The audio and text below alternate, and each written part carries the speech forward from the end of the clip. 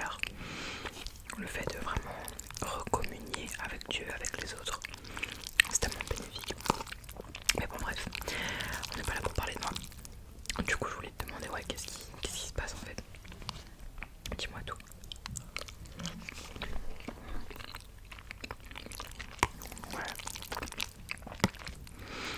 Ouais, c'est comme si un peu t'étais retourné dans le monde. Mais comment tu te sens par rapport à tout ça?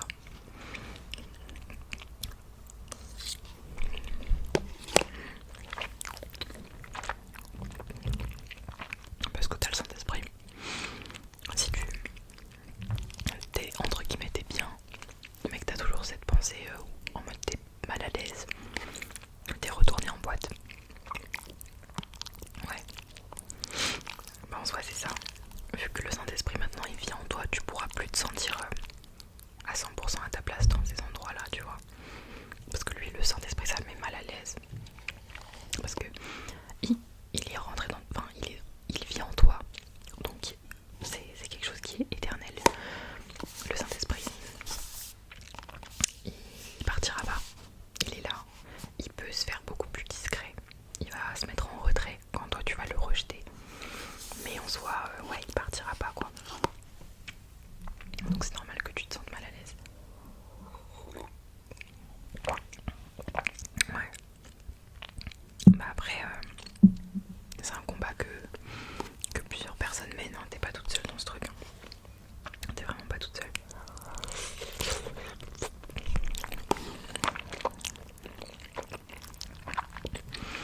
En tout cas, sache que c'est pas parce que t'as remis un pied dans le monde que c'est fini. Genre, le nombre de fois où moi-même je suis retournée dans le monde, je suis revenue à Castres, je suis retournée dans le monde, je suis revenue à Castres. C'est en faisant des erreurs que t'apprends et que tu te rends compte qu'en fait la vie avec Christ est 100 fois mieux. C'est indéniable. Parce que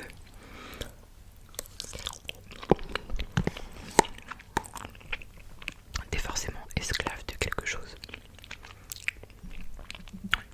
Si tu refuses d'être esclave de Jésus, ou tu vas te soumettre aux lois de Dieu, ou tu vas être dans l'obéissance, on va dire que tu es esclave de Christ. Mais si tu refuses d'être soumis à Dieu, en fait tu vas être esclave d'autre chose. Tu vas être esclave du péché, tu vas être esclave de la procrastination, de la paresse, bref. Tu vas forcément être esclave d'autre chose, tu vois. Si là tu me dis que t'es retombé dans tout ce qui est boîte de nuit, soirée et tout, alcool, je sais pas, en fait tu vas juste être esclave de tout ça. Donc c'est à toi de choisir qui sera ton maître. Est-ce que tu préfères que Dieu soit ton maître ou que le péché soit ton maître? C'est ça en vrai.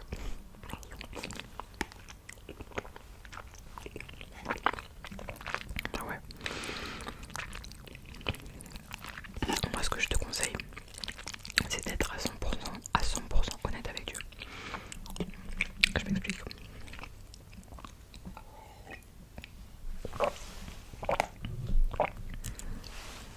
En gros, bah déjà Dieu, il sait sonder ton cœur, ton esprit. Il connaît tout. Il te connaît encore mieux que tu ne te connais toi-même. Donc, sois honnête avec lui.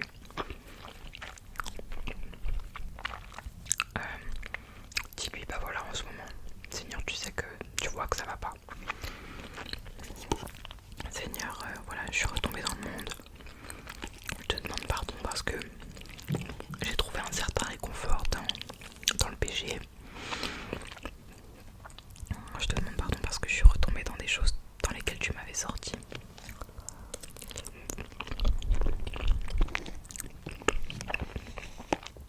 Je suis désolée parce que là, j'arrive plus. Seigneur, j'arrive pas à revenir. Aide-moi à revenir vers toi. Je sais que tu me tends la main, mais j'arrive pas à la prendre ta main. En fait, j'arrive pas à la saisir. j'ai l'impression que c'est plus fort que moi. J'ai l'impression que je suis liée en bas, tu vois. Sois honnête avec Dieu. Vraiment, il n'y a pas besoin de mentir. Et justement, c'est en étant honnête que tu reconnais tes faiblesses, tu reconnais tes erreurs, et c'est à ce moment-là que Dieu te pardonne, tu vois. Et Dieu pardonne. Vraiment, je t'assure que Dieu pardonne. Dieu pardonne tout.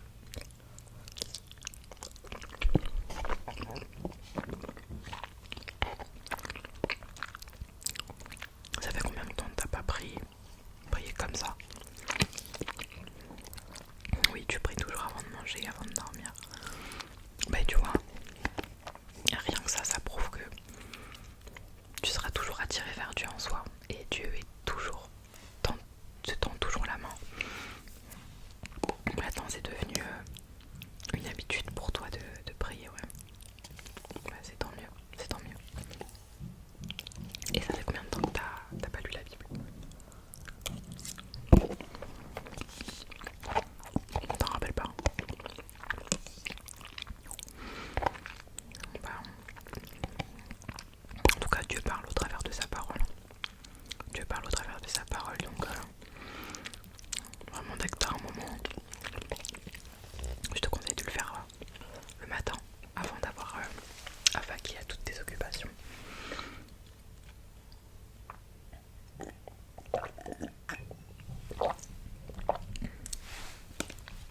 Parce que ouais, tu travailles. Ça se passe bien au travail. Ouais, tant mieux. T'as tes cours aussi à côté, ouais. Mais en tout cas, que Dieu te fortifie.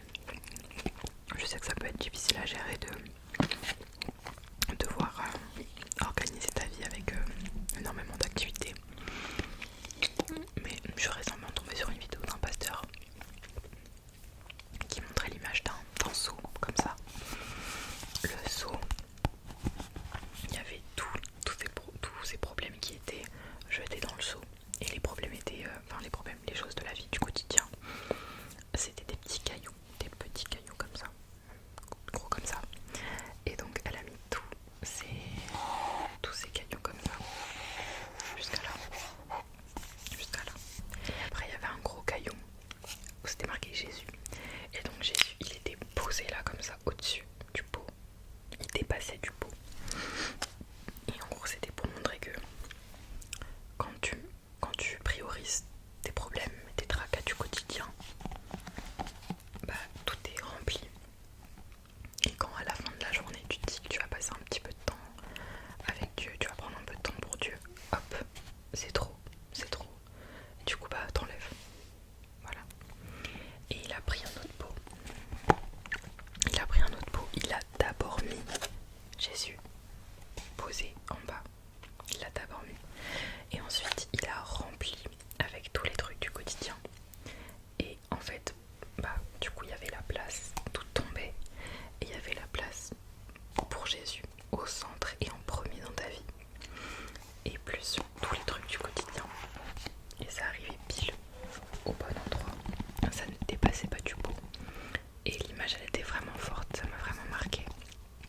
Parce que je me suis vraiment rendu compte que tout est une question de priorité.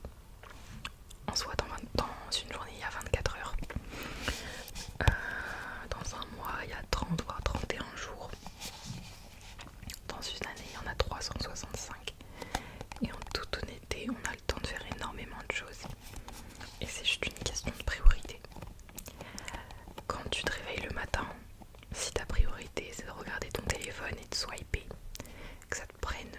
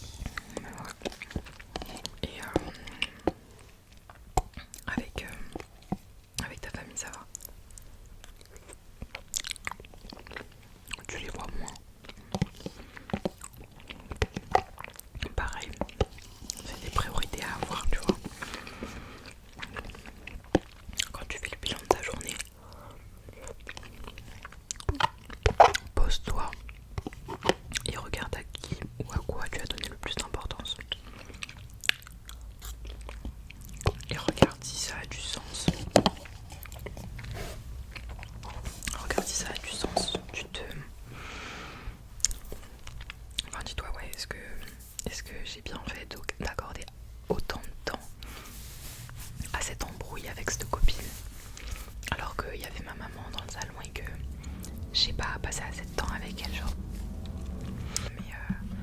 Mais ouais, en fait, quand tu fais des bilans de ta vie, tu fais un peu le compte rendu de tout ce qui se passe, tu te rends compte en fait des choses.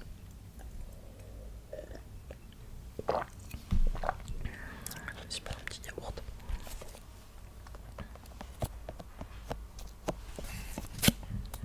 Je les aime trop, celles-là. Ils sont en train de faire des travaux à 21h ou quoi. Bref. Et tu m'avais dit que tu recherchais une alternance.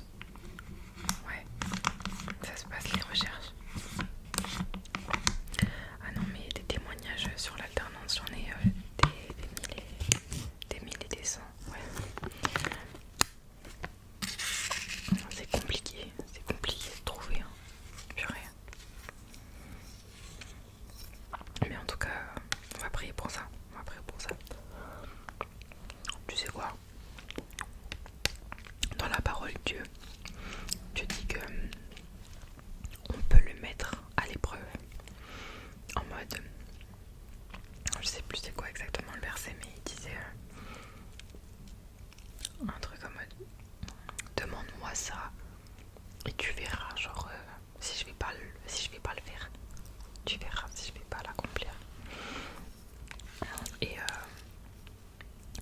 je sais pas si c'est une très bonne chose, pas dans le sens mettre un ultimatum à Dieu, mais lui dire, ok Seigneur, t'as vu dans quelle situation je suis, je sais que tu es grand, tu es bon, tu es merveilleux, permets-moi de trouver cette alternance Seigneur, et par ce miracle, fais pas des promesses que tu ne tiendras pas, mais dis-lui Seigneur, débloque cette situation et je me remets dans mon zèle, dans ma foi.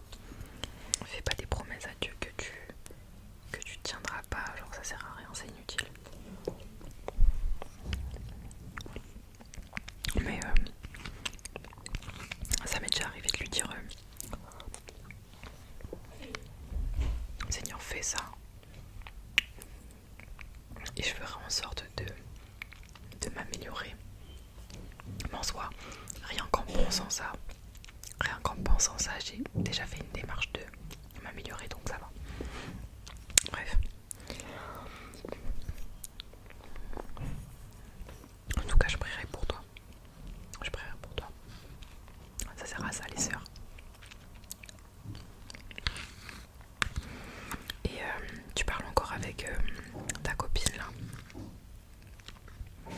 Non. C'est dommage. Ouais. En soi, laisse Dieu faire. Franchement, il y a des fois où j'ai même pas envie de prier. Pas parce que j'ai pas envie de prier, mais parce que je me dis, bah, Seigneur, fais ta volonté. En ce moment, j'écoute une musique de Couguignot. Il a sorti son nouvel album et dedans il y a une musique qui s'appelle Fais-le. Et j'étais choquée parce que pour moi Couguignot c'est un rappeur et là genre cette musique c'est clairement une louange, genre une adoration, c'est du dénamoina genre, et c'est vraiment puissant. Et en gros bah il dit Seigneur, ce qu'il te plaît, fais-le. Genre vraiment il y a des fois je me dis mais pourquoi prier pour ci, prier pour ça, prier pour nan, alors que en soi je veux juste que la volonté de Dieu soit faite dans ma vie. Seigneur, fais ta volonté. Il y a des fois, vas-y j'ai envie de prier, je sais pas pour par exemple là, je t'ai dit pour ton alternance. Seigneur, fais en sorte que je trouve mon alternance et tout machin. Mais en fait que ta volonté soit faite. Parce que s'il fait en sorte que tu ne trouves pas ton alternance, c'est parce qu'il a prévu mieux pour toi. Tout simplement. Franchement moi j'ai arrêté de me casser la tête. Par exemple j'avais vu un commentaire sur un TikTok qui disait tu pries pour ton emploi à McDo et tu ne te donnes pas cet emploi.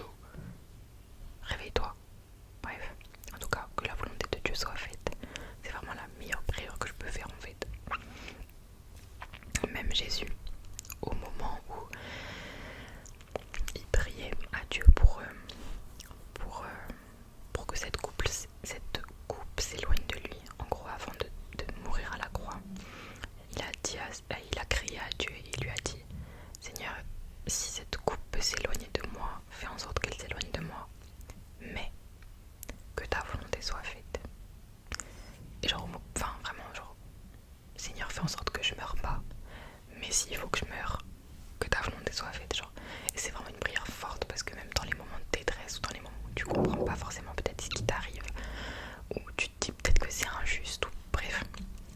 En fait, le fait de remettre à Dieu, c'est vraiment une preuve d'humilité, c'est vraiment une preuve de confiance en lui. Et regardez, au final, maintenant, Jésus, c'est le roi des rois, le Seigneur des seigneurs, le sauveur, le chemin, la vérité et la vie. Donc, il a bien fait de dire que ta volonté soit faite.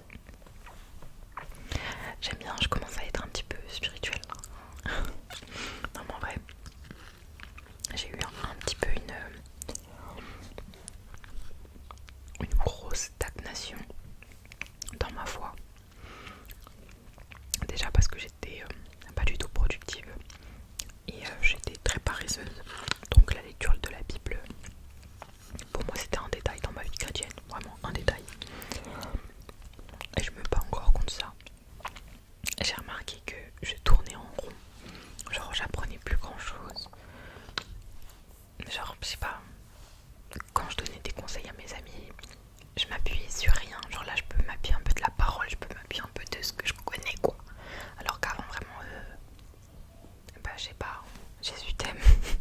C'est déjà très bien, mais bon voilà. Au moment il faut grandir quoi. Il faut grandir spirituellement.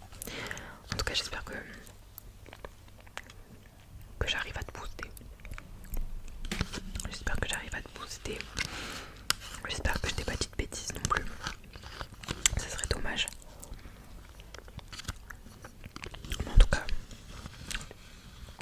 viens à l'église dimanche prochain. Je serai là, je serai avec toi. Il n'y a personne qui te juge, il n'y a personne qui te met la pression. Personne te pointe du doigt. Personne n'est parfait. Moi la première.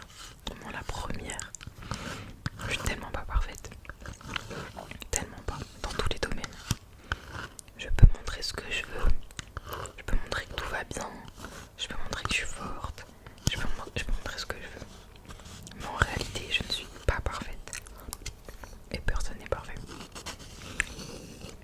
Donc, te sens pas mal. Sens-toi à ta place parce que l'église c'est ta place. Et ça va aller. Ça va aller. J'espère que t'as bien mangé.